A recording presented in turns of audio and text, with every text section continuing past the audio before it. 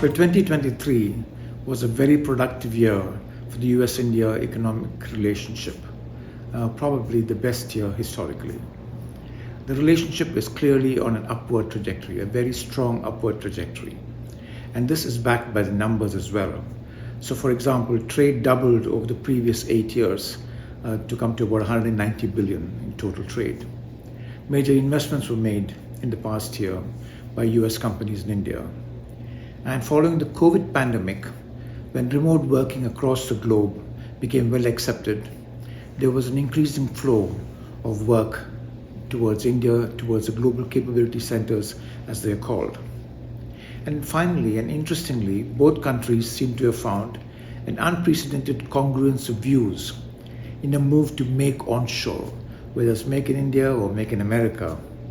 And global supply chains have given this approach a very strong lift that one would not have thought about, say, 5 or 6 years ago. The optical high point in 2023 for the US-India relationship was clearly Prime Minister Modi's visit to Washington in June. This was surrounded, both before and after, by a steady drumbeat of activities in advancing the relationship. If you step back from a geoeconomics point of view, today India and US are in a generally good place relative to the rest of the world. The US growth rate has bounced back to pre-COVID rates, unlike Europe and China. Unlike in terms of their pre-COVID rates. India's growth rate is on an upward trajectory and has been exceeding many prior estimates. In terms of the US and India, inflation pressures seem to be easing in both countries.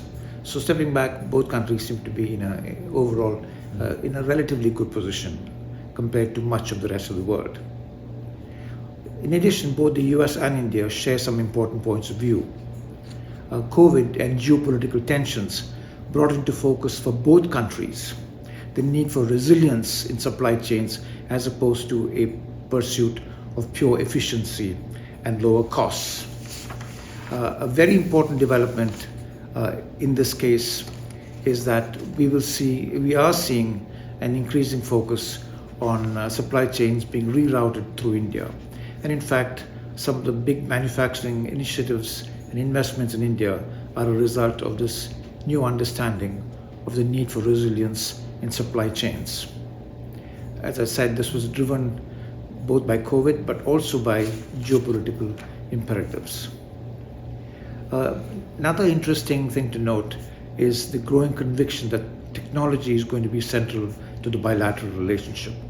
And this is exemplified by the initiative on critical and emerging technologies, the ICET, that was launched in January 2023 as a major milestone in the US-India relationship. The plan is to mobilize governments, businesses, academic institutions to collaborate to accomplish the strategic technology partnership.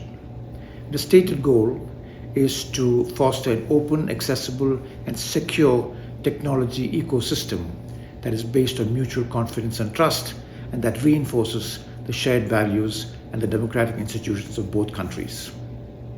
Finally, the commercial dialogue was reinvigorated, the US-India commercial dialogue, and this was launched to expand cooperation in talent, innovation, and inclusive growth. One sidelight to this commercial dialogue was the Innovation Handshake, and I happened to attend the first Innovation Handshake meeting in San Francisco last month.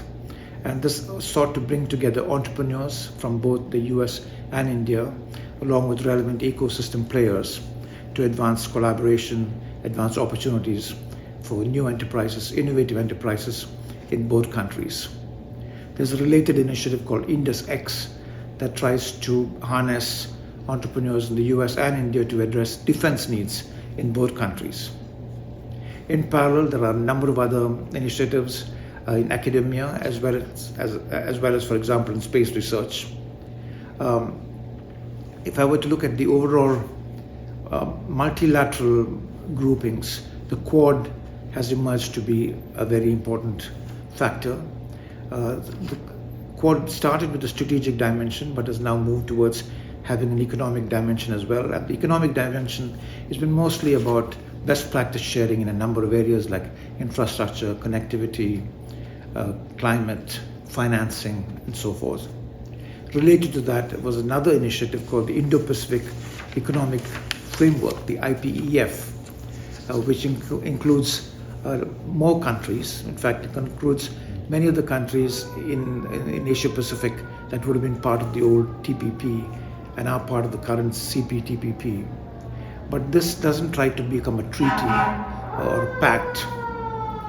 It focuses on certain areas of common interest, which includes capacity building, supply chains, promoting clean energy, capacity building in a number of areas, including administrative areas, which are important to many of the countries in that region.